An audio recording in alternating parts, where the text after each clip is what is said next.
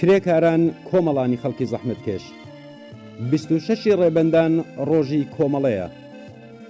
ڕۆژی ڕێزگرتن لە تێکۆشانی ئەو ڕێکخراوە کۆمونیستیەیە کە پشت ئەستوری هێزی کرێکاران و زەحمەتکێشان بۆ پێکێنانی ئازادی و بەرابەری و حکوومەتی کارگەری خەبات دەکات.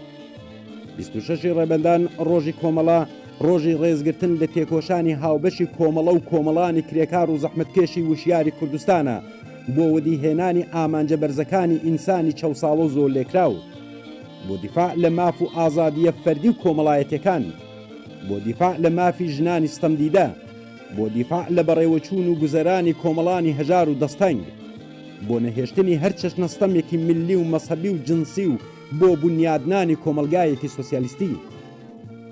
کۆمەڵە پشت ئەستور بەهێزی وشیار و خەباتی کۆڵنەدەرانەی ئێوەیەکە توانیوێتی لە بەرامبەر هەموو دژمنانی ڕەنگاوڕەنگی ڕزگاری کرێکاران و زەحمەتکێشاندا ڕاوەستێت.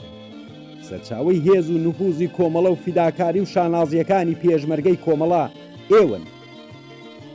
بە پەرەپێدانی خەبات و تێکۆشانی خۆتان لە دژی چەوسانەوە و ستەم و بێعەداڵەتی بۆ وەڕێخستنی ئێعترازی جەماوەری لە دژی هەر چەشنە تەحقیر و هەڵاواردن و بێمافیەک و بە بەبێهێزکردنی هەرچی زیاتری ڕیزەکانی پێشمەرگەی کۆمەڵە، ڕیزی خەباتی شۆڕژگەرانە و کۆمونیستیتان لە دژی حاکمیەتی زاڵمانە و جەنایەتکارانەی کۆماری ئیسلامی و بۆ گەیشتن بە ئازادی و بەرابەری و ئاسوودەیی پتەوتر بکەن. بژی ئازادی، بەرابەری، حکوومەتی کارگەری. کۆمەڵە سازمانی کوردستانی حیزبی کۆمونیستی ئێران.